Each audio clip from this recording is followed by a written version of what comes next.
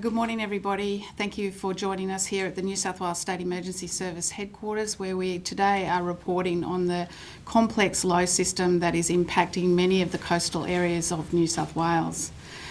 You can rest assured that the New South Wales State Emergency Service and our emergency service partners are all well prepared for this. Along with the Bureau of Meteorology, we have been tracking this very vigorous coastal complex for nearly a week now.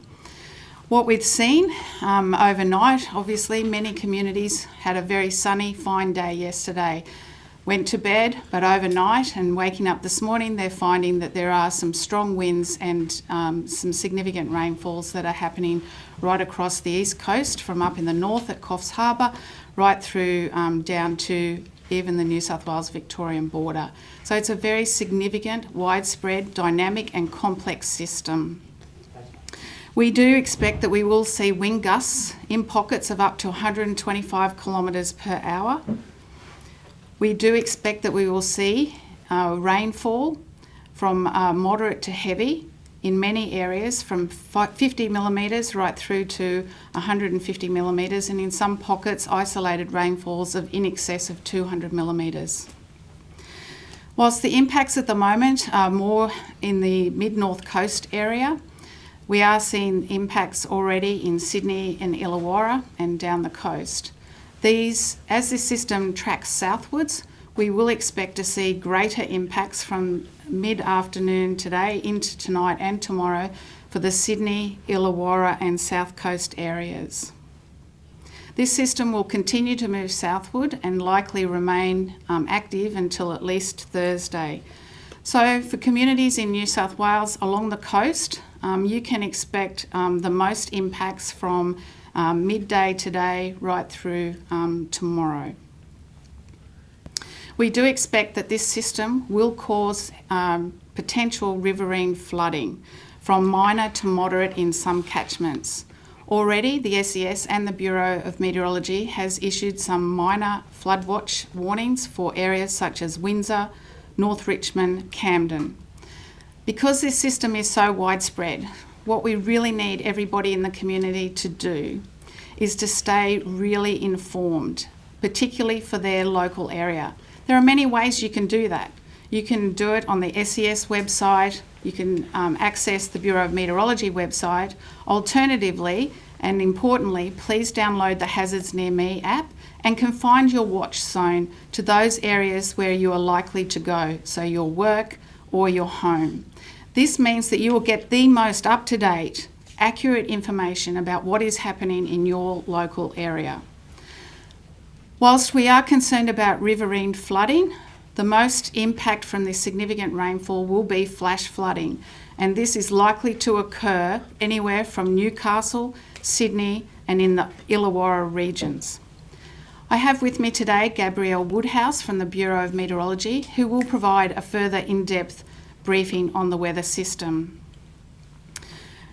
As I mentioned, we are really encouraging all residents along the east coast of New South Wales, and as this system moves onshore, we will see some of the areas such as the Blue Mountains start to be impacted. For those of you who haven't already, this morning is your last opportunity to be prepared.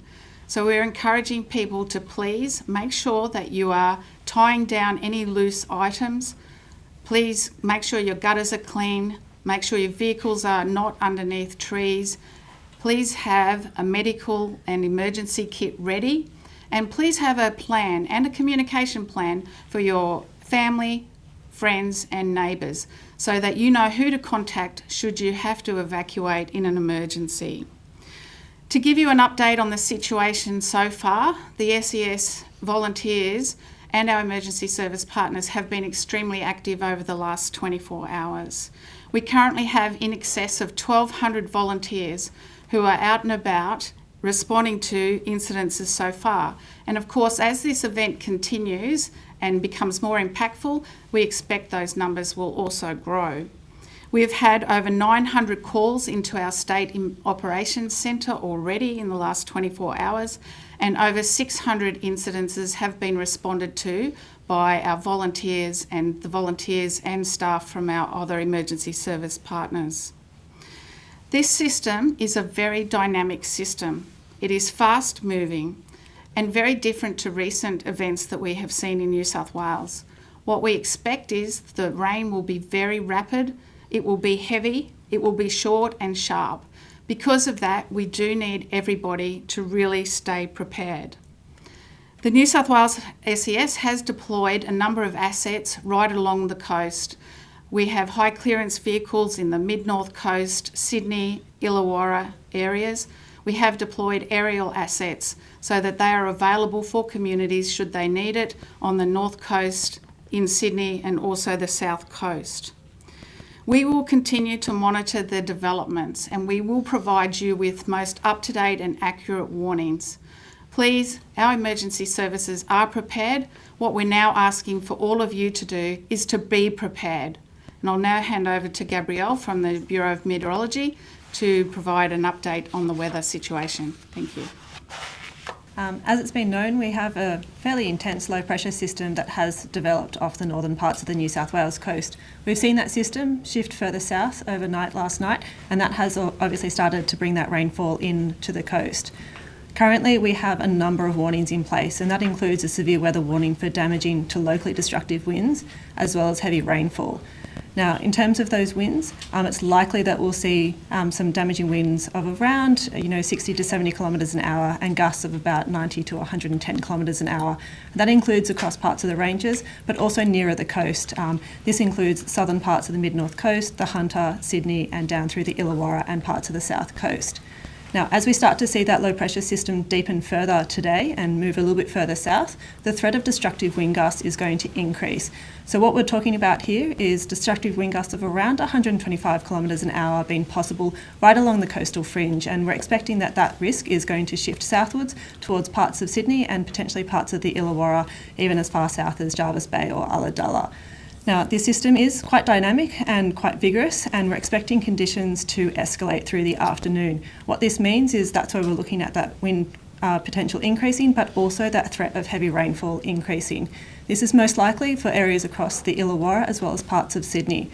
This means that we have a greater flash flood risk with potential for some fairly heavy falls to develop over a short period of time, and we could see some of those falls in excess of 100 or 120 millimetres over the course of 3 to 6 hours. So that is one thing to be prepared for, but what we will see in terms of some of these conditions easing is once we start to see that low weaken and shift further offshore. So in terms of the timing of that, we are still expecting the low to move further south through tonight, and that rainfall threat will shift down towards the southern parts of the New South Wales coast, but then we start to see numerous low pressure centres within a broader area of low pressure across the Tasman Sea, and that's when we'll start to see conditions ease in New South Wales. So at this stage, the earliest that we'll see some of those warnings being cancelled from the weather side of things is going to be potentially later Wednesday or more likely on Thursday, with that wind threat persisting into Thursday.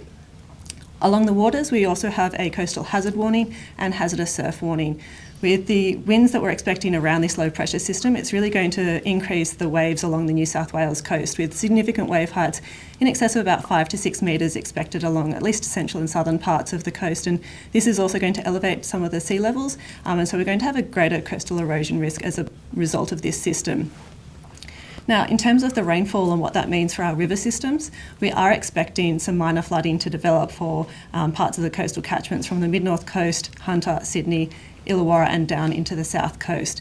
In addition to that, we could see further rises. So that includes the potential for seeing moderate flooding across parts of the Hawkesbury Nepean river system, and that is really going to depend on where we see some of those higher rainfall totals. If the rainfall spreads further inland, it's more likely to fall across the broader area of the catchment and increase that flood risk. So it's a very dynamic situation with a lot happening, with things escalating through the afternoon and overnight tonight, and hoping to see things start to ease off from later Wednesday or Thursday as this system moves away. So with that, I'll hand back. Thanks, Gabrielle. So as you can see, it is a very dynamic and complex, widespread system. It is a system that requires our communities to really be prepared and to stay informed so that they do not put their lives or any of their family members or friends' lives at risk. I'm happy to take questions from anybody. Just those 900 calls for assistance, what are those calls looking like, and the incidents as well? How serious are they at this stage? So most of the incidences that we have received calls for predominantly are from the mid-north coast area, so around about 200 calls to that area, and then 100 for the Sydney area and also the Illawarra area, our southeast zone. Majority of those calls are from people who are preparing their homes, so sandbagging and the like, but we have already seen some damage with trees down that have damaged homes and vehicles. So what in particular has happened to the residents when preparing for the homes? So what we're asking residents to do is to make sure that their homes are very well prepared for this incident. So things like cleaning your gutters, tying down loose items or moving them inside is critical. Moving your vehicles out of the way from any projectiles or trees that could fall on them. And also making sure you have really good plans for your family and friends. That's what's very important, along with staying informed with all of the messaging coming out of the Bureau and the State Emergency Service. Well, as Gabrielle has indicated, this is a very dynamic, complex weather system. It's very hard to predict where the rain will fall and how much rain and how intense that rain will be.